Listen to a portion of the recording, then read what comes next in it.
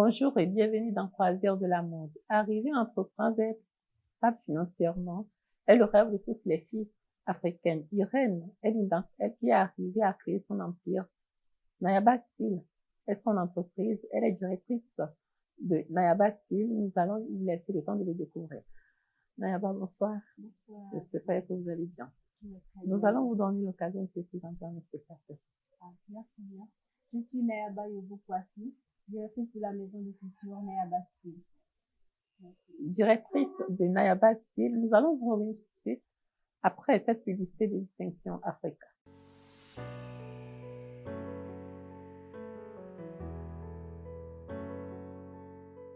Nous sommes à Lomé.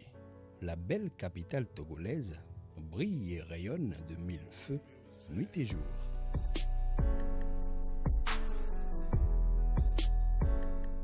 Sur le boulevard du 13 janvier, à quelques encablures du siège de l'ITB circulaire et à côté du supermarché Champion et Konakwe, une boutique attire l'attention. À l'intérieur, le contenu est aussi évocateur que le nom. Des tenues africaines bien cousues et bien dressées sur des mannequins, hommes, dames et enfants.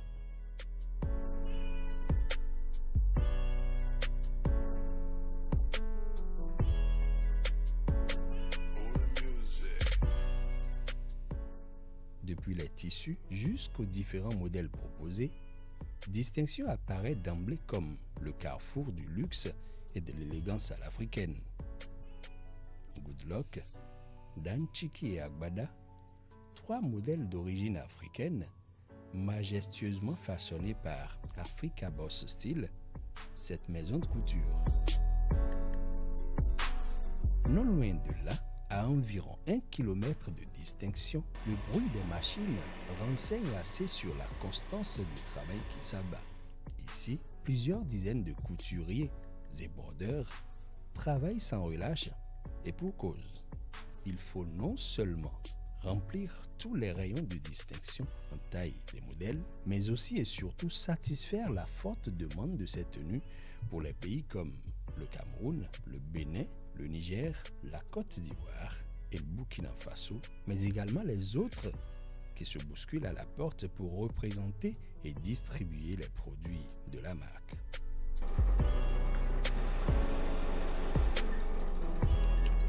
Chaque jour, Africa Boss Style accroît sa capacité de production journalière, d'autant plus qu'elle enregistre et satisfait de plus en plus les commandes des boutiques de prêt-à-porter de plusieurs pays du continent. Comme son nom l'indique, Africa Boss Style habille des stars et plusieurs personnalités du continent, députés, ministres, hommes d'affaires et même certains chefs d'État. Africa Boss Style, c'est la marque de la distinction, c'est le luxe vestimentaire adapté à l'élite africaine. Dites-nous, comment est-ce que vous êtes arrivé à la mode? Merci pour la question. Je rappelle, je suis Nayaba Yobo-Kwasi. Mon histoire en matière de travail, en matière de métier, c'est un don, je dirais. Et moi, mon histoire avec la mode est un peu délicate. Je vous raconte. Depuis de bas âge, j'étais très impressionnée, j'aimais tellement la mode. Et lorsque j'ai eu mon BPC, je disais à la maman que oui, je vais faire la couture parce que c'est ce que j'aimais tellement la mode. Et donc, ma maman me disait non, il faut au moins avoir le bac. Et donc, c'est là que j'ai continué jusqu'au bac. Mais cela ne m'a pas empêché, quand j'étais en classe de 3e, j'ai eu à faire des cours de vacances, genre vacances utiles en couture. Et donc, c'est ce que j'ai fait en vacances de 3e, en vacances de seconde également. Et donc, après mon bac, j'ai voulu continuer au campus, mais bon, il y avait trop de penchants sur la mode. Et donc, voilà, j'ai duré pour une formation. Et voilà, aujourd'hui, je me retrouve directrice de cette maison qui est Nayaba Style. Merci. Être styliste, vous êtes passé par une formation. Vous pouvez nous dire où est-ce que vous avez suivi la formation? Oui, j'ai suivi ma formation à Saint-Dania. Je crois que beaucoup de personnes connaissent cette dame, cette dame C'est une dame très forte, je dirais. Elle fait partie des handicaps motrices. Mais c'est une dame qui fortifie. Et moi, je dirais même que c'est en la voyant que moi, je suis rentrée dans ce domaine et j'ai eu beaucoup de courage, je dirais. J'étais tellement forte parce que je me disais que elle, dans cette situation, elle arrive à le faire, elle arrive à se faire connaître, pourquoi pas moi. Donc voilà. Donc, beaucoup de courage. Merci. Comment percevez-vous la mode togolaise? Généralement, la mode togolaise, je dirais que la mode au Togo a beaucoup d'avenir, je dirais. Parce que rien qu'en voyant la dernière fois à Fimo, le festival Oui. Fimo qui est Oui. passé il y a cela un mois, je dirais, nous avons vu comment on dit, plusieurs stylistes venus de tous les coins de la ville, genre du monde entier, je dirais. Et donc, franchement, au Togo, nous avons vraiment de l'avenir. Si nous-mêmes on le fait bien, si on le fait bien, la mode togolaise a beaucoup d'avenir. Moi, j'encourage les jeunes qui veulent venir vers ce domaine. C'est grand et puis tout le monde trouve pour lui, quoi. Donc, l'essentiel de bien faire. Quelle place occupe la mode dans votre vie? Moi, je dirais que la mode occupe la toute première place dans ma vie. Parce que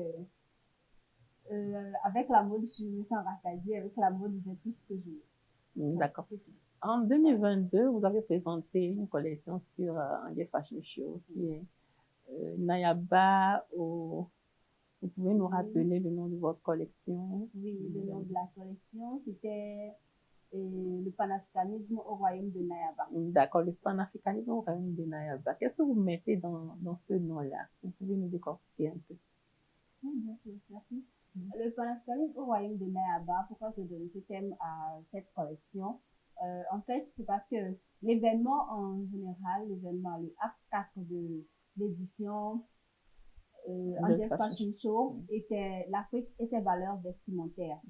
Et moi, spécialement, j'ai donné le thème le panafricanisme au royaume de Nayaba parce que pour en fait exprimer ma consommation locale, en fait, ma façon de consommation locale, voilà.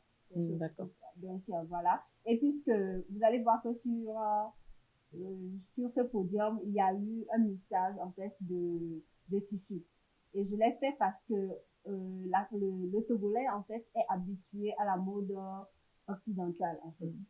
Et donc, je ne pouvais pas couper le lien d'un seul coup comme ça pour dire que oui, vous venez en Afrique, habillez-vous en Afrique, habillez-vous en Pagne et tout ça. Donc, ce qui fait que j'ai dû faire un message, en fait, pour les encourager, j'ai envie qu'ils se sentent un peu vers l'occidental et qu'ils se sentent aussi un peu vers l'Afrique. Donc, voilà.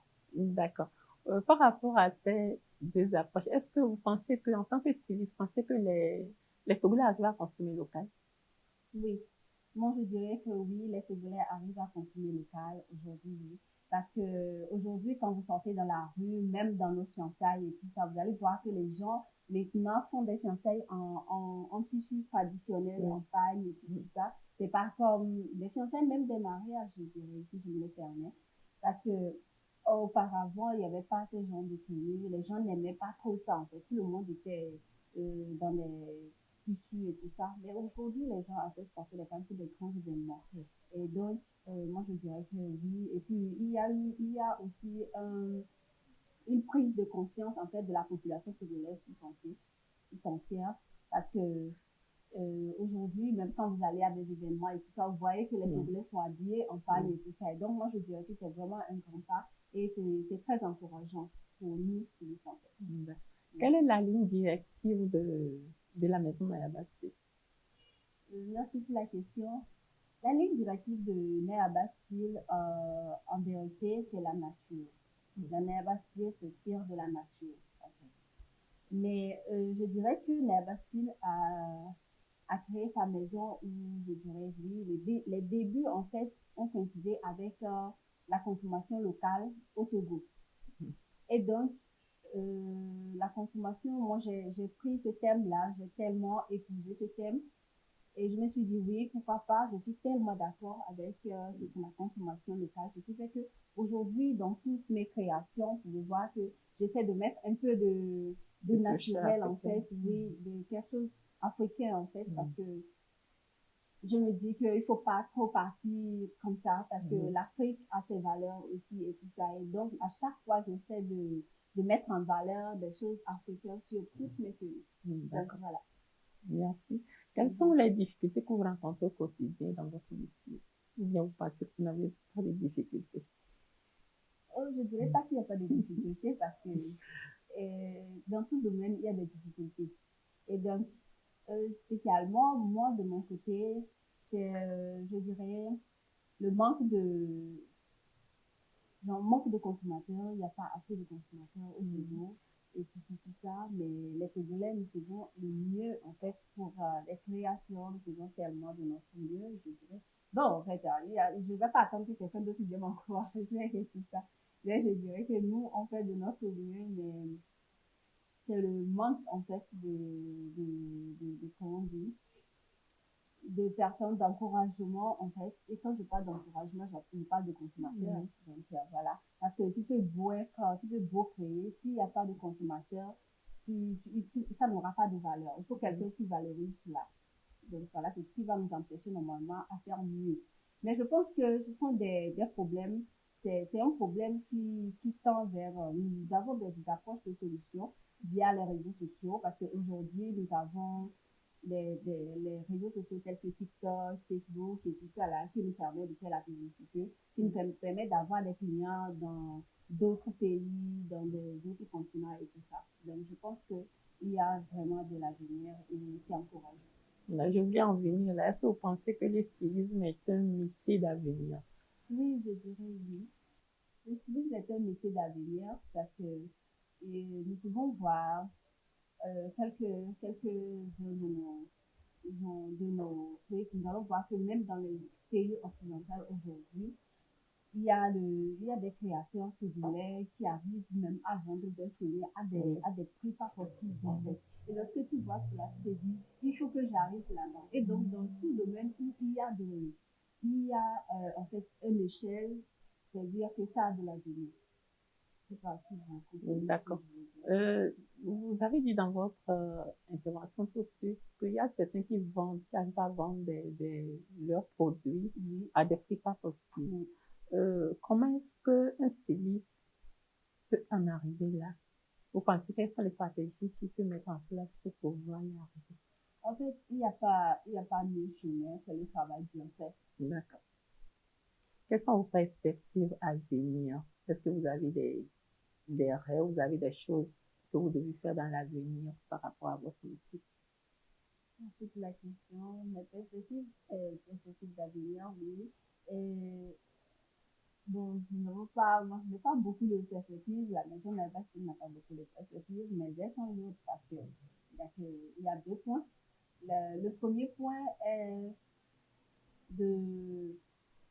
toute première, c'est de valoriser en fait la maison d'ici, c'est de faire la publicité de la maison Naya Bastille à travers les réseaux sociaux. Et voilà. Et en deuxième position, c'est de transformer cette maison qui est Naya Bastille à une école de formation où je pourrais transmettre en tant que jeune les savoir-faire à la jeunesse, en fait, afin que tous ensemble nous puissions tous ensemble que nous puissions faire évoluer la mode togolaise. D'accord. Quelle est votre situation géographique, la situation géographique de votre atelier? Naya Bastille n'est pas dans un lieu, c'est pas dans un coin en tant que tel, mais je suis au niveau de Limousine. Lorsque vous arrivez au catholique de Abedi, vous connaissez le catholique d'Abedi, arrivé au catholique d'Abedi, vous prenez le deuxième vent à votre droite. Dès que vous rentrez dans le vent, à 100 mètres, vous allez voir, il y a une école appelée Le Brio. Je suis juste après l'école Le Brio. Quels sont les numéros sur lesquels vous pouvez vous contacter? Et je suis joignable sur le 92 40 01 90. Votre page Facebook, si vous en avez? Oui, la page Facebook, c'est Naya Bastille. D'accord. Merci beaucoup de nous avoir donné votre temps pour cette émission. Merci à vous. Merci. Merci de nous avoir suivis. Nous vous donnons rendez-vous au prochain numéro de Croiseurs de la mode. D'ici là, portez-vous bien. Au revoir.